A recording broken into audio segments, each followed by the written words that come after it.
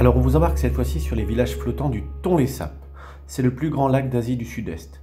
Il est quasi au centre du Cambodge et se gonfle et dégonfle au rythme des moussons. En y allant en décembre, on s'est trouvé sur un lac à mi-hauteur puisque classiquement, le niveau est bas de février à juin et haut d'août à novembre. D'ailleurs, à cette période, le Tonlé Sap multiplie sa surface par 4 et sa profondeur par 10.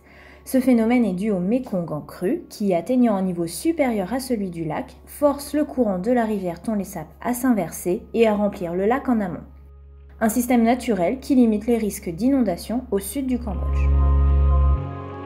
Nous avons passé la journée avec l'ONG Osmose. Alors cette ONG a été créée par un Français, mais nous avons surtout passé la journée avec notre ami Pisces, un guide francophone doté d'une incroyable culture générale. Un passionné de l'histoire de son pays, de la préservation du lac et du mode de vie de ses habitants. Et pour l'occasion, nous avons emprunté les traditionnels bateaux à moteur de voiture. Regardez plutôt.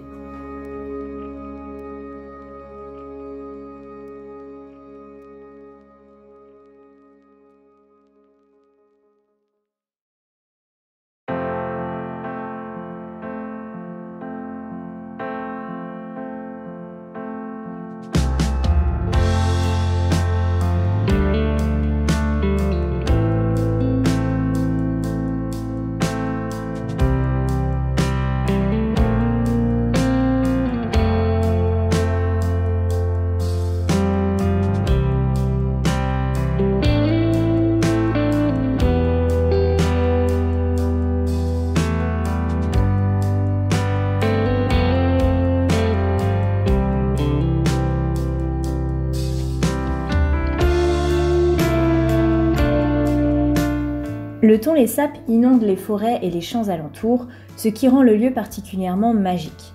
On le considère réellement comme la mer intérieure la plus poissonneuse au monde. Les poissons remontent le fleuve sur des centaines de kilomètres pour y pondre leurs œufs. Évidemment, ça attire énormément d'oiseaux comme les pélicans, les marabouts, des cormorans, des hérons, et dont plusieurs espèces sont malheureusement en voie de disparition. C'est d'ailleurs tout l'objet du travail d'Osmose, dont le bénéfice des visites sert à préserver cet écosystème si riche. On est monté à la cime des arbres et on a pu observer tous ces oiseaux de plus près.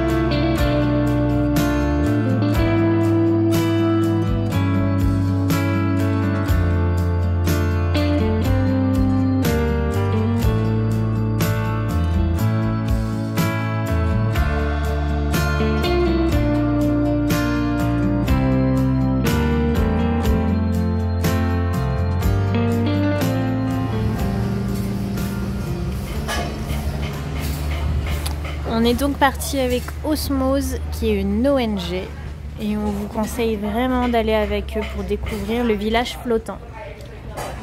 En plus d'être beau à voir et intéressant, vos guides, ils ont beaucoup de choses à vous apprendre et on passe un très très bon moment avec eux.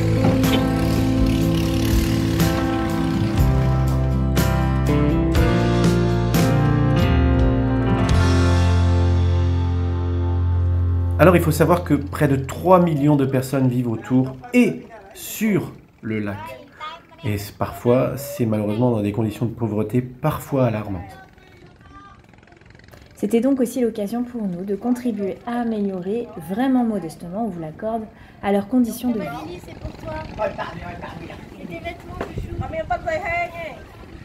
Ma fille a fait le tri dans ses vêtements quand on lui a dit qu'on venait ici.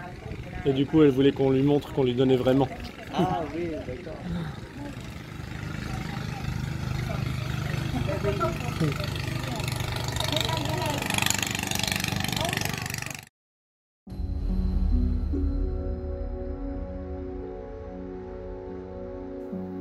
Alors ici, on voit les femmes travailler la jacinthe d'eau. Alors c'est une plante aquatique que l'on fait sécher, fumer, et qui sert ensuite à fabriquer plusieurs objets, comme des chapeaux, des paniers, des boîtes. Bref, ça leur permet de générer un peu de revenus.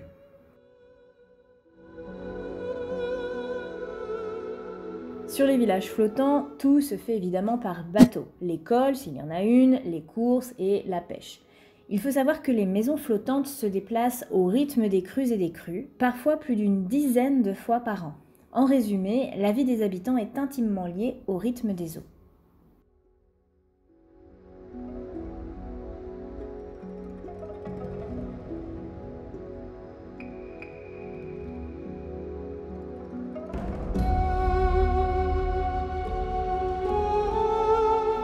Alors là, c'était un moment un peu plus compliqué pour nous, surtout pour mademoiselle.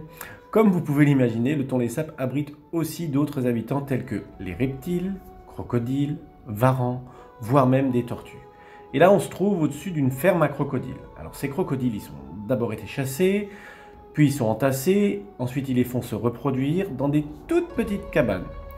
L'objectif, c'est derrière de revendre la peau, de la revendre en ville. Évidemment, on n'est pas vraiment fan, mais ça leur permet de vivre, c'est comme ça.